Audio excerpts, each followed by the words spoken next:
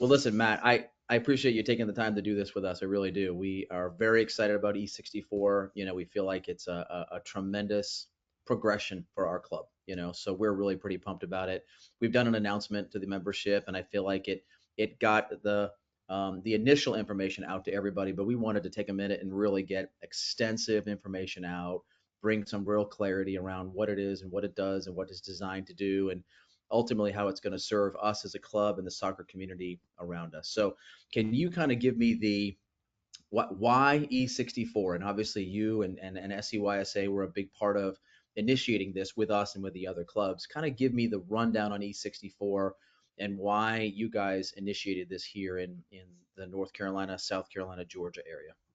Sure. First off, I appreciate you guys having me today. I'm very passionate about youth soccer and making it make sense, right? And as we all kind of know, there are a lot of different league options in existence in youth soccer.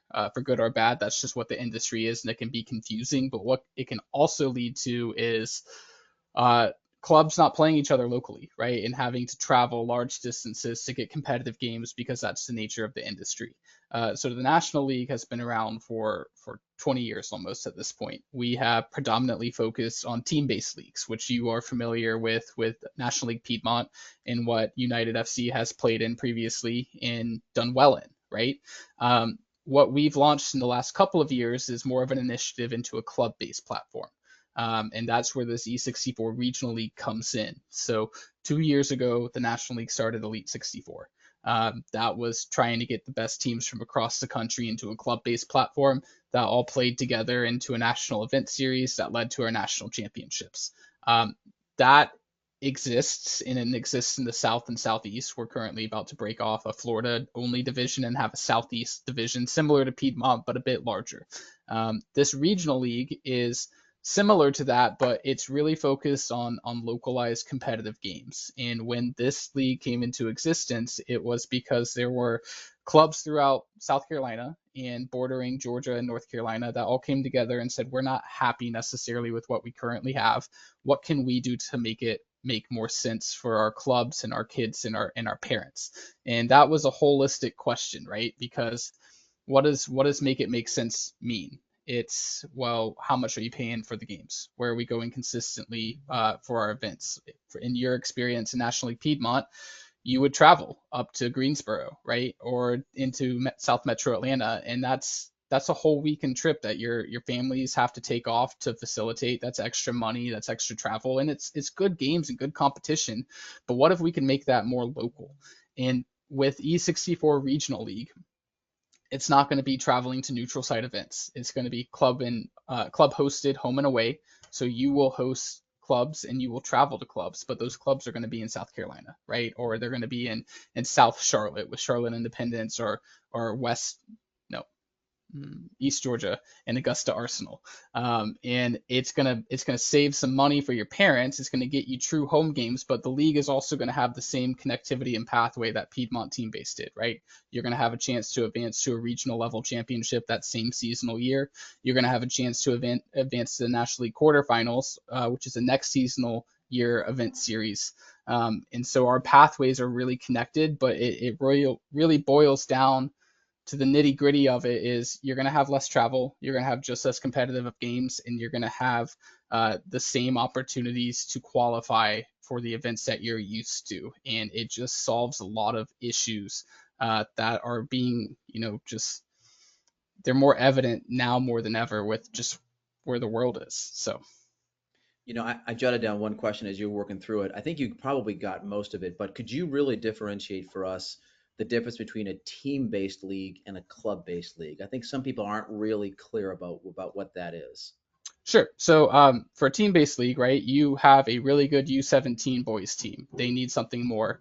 They play in a league where you just would sign that team up, or they would qualify into it, just that one team, right? And that's how it would work in every single age group division. There's promotion relegation, but it's just a singular team that's evaluated individually on their qualities. A club-based league is that next step where we're saying, hey, we don't you have this good 17 team, but what about all your teams, right? 13s, 14s, 15s, 16s, 17s, 19s. what is it that you can offer, and can we serve all of them? So when you enter into this club-based league, you're committing all of those age groups, not just one team, but all of them, as are all of those clubs. And so when you go compete against those clubs, you will take all of your teams to them, and they will take all of their teams to you. And it will be an entire slate of games for, Furman versus CISA, right? And that's how it will be. And that will solve issues if parents have kids in multiple age groups, right? Maybe they can travel together rather than having one kid play here and one kid play here. Same with your coaching, right? Maybe your coaches coach two different teams at two different levels or two different age groups, right? It simplifies the schedule and logistics from a club perspective and from a parent perspective. And so, yeah, team based is just like I said, singular team enters into league division. Club basis, we take the entire club across every age group and they go compete. So it kind of eliminates the need for promotion and relegation. You have to earn your way in. You may potentially not be able to make that league. The entire club is in that league, every grouping. We're in at the boys level, but not the girls level. But it's for us, one of the things we enjoyed about it was it brought some stability to our competition. We knew that we would have all the teams in E64, regardless of a one-off playoff game that could be disruptive. It provided some stability for us, and so we've enjoyed that part of the process. I think the average person maybe not doesn't realize the difference between a club-based league and a team-based league. Um, let's talk about the league structure just a little bit. Who did you invite to the league, and why are those clubs in? Because are there 8 or 9 now, Matt, that are in the E64? So we will be announcing our eighth club in the E64 Regional League. One of the things that I think was a good pivot into this that you said in terms of stability versus promotion and relegation. A club-based league does offer stability, but we also will hold each club accountable to the standards that the league sets forth, right? And so you might have a club that enters into it, and I'm dealing with this in other areas of the country, that, hey, these are the expectations for the season, right? And towards the end of the season, if you don't meet them, well, then we're going to hold you accountable to it because it's just a respectful thing to do. We invited 8 clubs across South Carolina that are a very solid group of clubs. So we have Augusta Bulls, CISA, Charleston, Coast FA, James Island, South Carolina United, United FC Furman, and we'll be inviting Charlotte Independence into the league. We were very strategic to keep it at 8 and not go above or below that because we thought a 14-game season was realistic over the fall time. We wanted to give you some flexibility if there were rainouts or tournaments you needed to go to so give you enough games, but also give you the flexibility to fill your schedule in how you wanted. All of these clubs, we have asked for a point person or a director to really take the emphasis and control with the league so that the communication can be streamlined and funneled, and so that we can all hold each other accountable. I think we declined some clubs, right, from this league because we didn't think they were up to the standard, whether that be coaching licenses, right? That's something that's very important. And I know that Walt's really driving that in South Carolina to hold each club to a standard of how uh, what level of education their coaches have, and just competitiveness, right? We looked at standings from other leagues and said, hey, like we're very happy you have interest in it, but we just don't think you're up to the level that we want for this league. But it's a 1 year rolling basis, so every club in it has the season to do it, and I don't expect anything to change necessarily with that because we were strategic in inviting clubs into this league that we thought would succeed and work well with each other. But at the same time, we have standards that I've shared with you, as I've shared with every club, about what it looks like to host, right? Or what it looks like to travel and what level of team we expect in the league. And if a club fails to adhere to those standards, then we'll have to look at that from the league and adjudicate what the best way forward is, right? We want to raise people up in this league, but we also have to work with the right people to do that. And that's why I'm happy to be on the call with you guys because I got no doubts about y'all. Yeah, no, we were excited about the invitation, and what are some of the things that when it came to hosting that you're expecting from the clubs? Because we're expecting this to be a real professional environment, like we've enjoyed with Piedmont and we enjoy with some of the other events that we attend. What are some of the things that you would expect to see that would feel very professional or exciting about some of those Sure, dates, it, some of it those can games? be it can be basic, right? Such as you have to have an athletic trainer, right? This is high level competitive soccer. we want to have an athletic trainer available for every player. We would ask that hosting clubs put out tents, right, or A-frames, and that's something that we can help facilitate as well if you need some National League A-frames. But it can also be your club branded stuff, right? Just make the fields look like it's a big deal. Water provided for the teams, maybe some options of hotels or food, just a holistic experience where yes, you're traveling to play soccer, but we want it to feel like it's a competitive big game because that's what it is, because you're ultimately competing for a spot to go to a national level event and a regional level event, right? We're just kind of reducing the core of your schedule to be more localized, right? So you're not spending so much money to travel to Wilson or to travel to Atlanta every other weekend. You travel to places closer in South Carolina, but you still have those opportunities to go to that next level right there in front of you. Yeah. So let's talk about travel a little bit because we've enjoyed the National League Piedmont division and our teams have done very well there. We've loved the level of competition, but we've suffered a little bit with the travel because of just how broad that region tends to be, and it's not egregious compared to other leagues. We realize that, but we've suffered a little bit with that travel. Talk to me about with the club-based system. I think it's going to increase the number of home games we have and away games. Is it roughly 50-50 home and away? How is that going to feel when it comes to travel for our families? Yeah, so from what your teams in Piedmont were used to, you probably didn't have any home games, or maybe you had one if it was a self schedule. So you will have a dramatically more or an increase in home games that you will truly host in your facilities. What we're looking to do as the league, and I actually just got this confirmed, we'll host a season opening event over the Labor Day weekend at SC United in Columbia. So that will be a neutral site event that I would like everyone to come and travel to, and we'll set the standard for the season. So when you come out to that, we'll have tents, we'll have A-frames, we'll have a professional setting where everyone comes and plays each other. But that's really the only event that we'll host, except maybe an end of season playoff event. But even that is localized within South Carolina, right? It's centralized in South Carolina. After that, it's going to be club and away hosted. It's going to be a double round robin format, right? So you'll play each person twice, once at home, once away. The opening event is going to count towards the league standings, but we will prioritize scheduling the most geographically isolated matchups, right? So if you have to travel to the coast, maybe we schedule that matchup for you at the neutral site event so that you don't have to make that trip, or you only have to make that trip once per se. So we'll do what makes the most sense for your teams and families, but they should expect to play more weekends at home. And then when they do travel, they should expect to travel not as far or within the state of South Carolina, right? You're not going to go all the way up to the top of North Carolina. You're not going to go all the way to Atlanta. It's really focused with like Columbia as the hub, and that was intentional, right? Because we wanted to reduce the travel but keep the competitiveness. Yeah. Our philosophy has always been as much travel as necessary, as little as possible. And that's Sure. easy when kids are younger and playing at a lower level and gets much, much more difficult when you get older. But we all has felt like the as much as necessary got away from us, right? We don't really need to go to California. We don't need to go to New York to get a good game. There are plenty of teams here, but we're getting spread out because of different leagues and different aspirations. And so we felt like one of the things that we liked about the E64 was it was a consolidation of high quality clubs with high quality competition in a much, much tighter geography. And you're right, a lot of our teams didn't get a home game. Awesome matches, but not a single home game. And so we've been it's one of the things that we're the most excited about. So I think that's something we're pretty pumped about. Um, where does E64 fit in?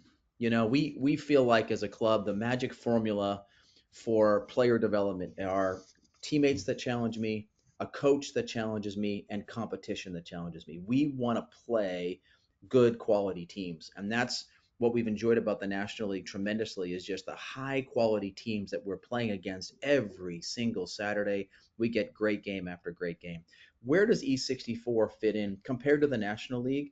And then honestly, just to talk turkey, how do we fit in compared to ECNL, ECRL, NPL? Where do we fit into the grand scheme of things? Because everybody gets lost in these acronyms sometimes.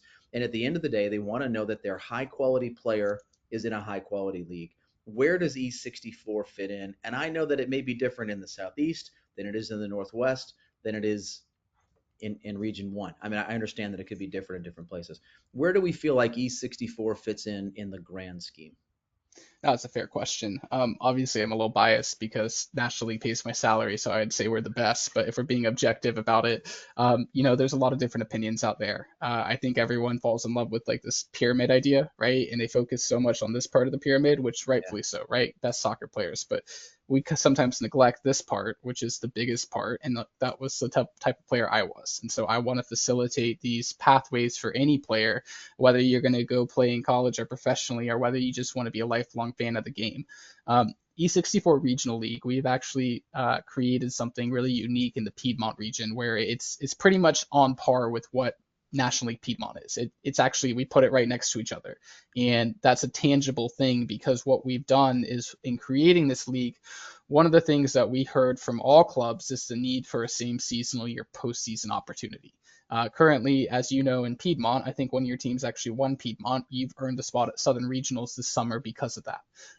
What we're going to do moving forward with the creation of E64 Regional League Piedmont, which is the club-based league, right, versus Piedmont team-based, is we're going to have an end-of-season playoff where we're going to take the top teams from this E64 Regional League and the top teams from Piedmont, and they're going to play each other for a regional spot. So we're saying that you guys are equal. It's just different. And that's the thing about National League is that we offer lots of different pathways. One is a team-based pathway and one is a club-based pathway. Doesn't mean one is better than the other. It's just different, and they fit the different needs depending on the club and team we have in it. And that's the great thing about us is we have that flexibility. In terms of where we fit in overall, it's such a subjective question, right? There, I could name, I'm not even exaggerating, probably 7 different acronyms of leagues that happen in the Southeast. Um, we are a national league. We have 526 plus divisions across the country.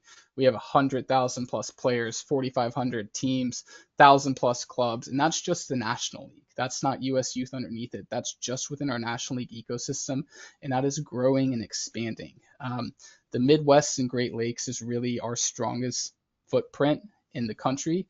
And this concept of a regional league has exploded over the last 2 years, where we've been able to create divisions from nothing, and now we're going to have 2, 3, 4 divisions deep in it because the concept just makes sense. The great thing about this in South Carolina, right? Because I just said the Midwest and Great Lakes is our strong point. You're going to have opportunities to play them if you qualify for it. So your schedule locally will be, or for the main part, right? Your 12, 14 games throughout the season will be all in South Carolina. But if you do well in that, you'll qualify for events where you can take that next step up and play great teams from across the country. It's just we're not saying you have to do that every weekend, right? You just qualify for it. And so I think what we offer is very competitive with anything in the country. I think the pathways that we offer are tangible. And I think we really put our money where our mouth is, where we say we want you to earn it on the field, to earn your place. And we also follow that up by saying we can have elite level competitions, but not necessarily charge elite level prices. I don't want to charge someone $3,000 for my soccer league, right? I was one of 3 kids. My mom put me through soccer. I had a sister, I had a younger brother. If I was in one of these soccer programs that cost $5,000-$10,000 a year, I wouldn't have played soccer, right? But I can still facilitate these pathways for any kid at a price point that makes sense for everyone, right? For you as the club, for me as a person who runs a league, that's very important. And I know our commissioner, Simon Collins, one of the things that he's always told me since I've started with National League is our ultimate goal is to get it to where our programming is free, right? And that is such a kind of pie in the sky type of thing, if you will, when I say we have 100,000 players. But he's very passionate about that too. And we believe through strategic sponsorships and as we grow our programming, that's what guides our decision making. And we want to really achieve that because we want soccer to be attainable to everyone and to be able to facilitate these pathways for development, regardless of your socioeconomic status. Yeah. I feel like what feels important to me is that our members, the soccer community in this E64 South Carolina area, understand that E64 is an elite level league, and it's team by team where your quality lies, right? So my team versus an ECNL, ECRL, NPL, E64 team. It's not about those labels. It's about the team and their level and their ability to play high quality matches week in and week out. the community needs to understand E64 is an elite level league, which we're thrilled with, and you've clearly outlined that. And the concept being able to play elite level soccer in a smaller, hand picked geography, it just improves the player experience tremendously. And so I could not be more pleased about that kind of coming forward. So, um, Cesar, I have kind of dominated the conversation so far. What do you think about when it comes to our membership and potentially Matt? I mean, our ability to qualify this league has come off of your back and the work that you've done in our club. This is your 13th year with the club, and the work that you've done here in the select program. This is the result of more than a decade worth of work. So the so much of our credit being at the club that we are, being eligible for leagues like this, goes to you. What feels important to you to sort of make sure our members know about and our community knows about? Hey, Matt. Uh, well, we talked about structure, leagues, labels, logistics, comparisons. When it comes to me, I always look at it. How does it league? These does the league is going to contribute to player development and the well-being of the kids? That's for me the bottom line. The well-being of our kids and player development, regardless of the label. Is this gonna, uh, uh, um, bring clubs together, bring our teams together, bring our club together, make us stronger, and create this development pathway, for our players. And I think when I spoke to Matt about this pathway, where 5 6 years ago we joined the Piedmont League, and someone asked me, "Do you think is the right thing for our club?" I say, absolutely. That's the next step. And someone asked me not too long ago, "Do you think this is the best thing for a club? A good idea?" I say, absolutely. That's the next step. We're not just bringing one team; we're bringing our entire a boys program. What's the next thing? Hey, why not start thinking about our girls? Is that the best thing? Is it right now? Probably not. But as we continue to develop and continue to grow, we're constantly thinking on those aspirations, on that grow and that development. So my question to you, Matt, how does this league is going to contribute to player development, short term and long term, and the well-being of our players? It's a great question, Cesar, and that's, I think, you asking that's a testament of everything Bill just said, right? Because you have the right questions at heart and in mind. Um, you know, in the creation of this league, we were very strategic in what we wanted it to be and what we didn't want it to be. And I was very upfront with I would not start the league if I didn't think it was going to be successful, right? We want to put your kids in your community in a position where they feel like they can succeed and benefit from it. And I think making travel more localized, having clubs from South Carolina all kind of buy in into the concept, because it's not a new concept, y'all. It's really just kind of going in the time machine back 20 years to where before the soccer industry blew up with all these for-profit entities, and it's just kind of going back to basics, right? And one of the things that we do in USYS that is different than other clubs, or not clubs, other leagues and governing bodies, is that all of our leagues are run by an objective third party, right? It's not run by someone tied to a club. It's not run by someone tied to anyone. It's tied to me and my governing body and national management group, whose sole priority is to make sure we're giving your kids the best experience, whether that's on the field or off the field or how the league works. The other thing that USYS does and contributes to is referee development and coaching development, right? And some of the things and initiatives I do across the country is I put referee clinics maybe with my events that I put on.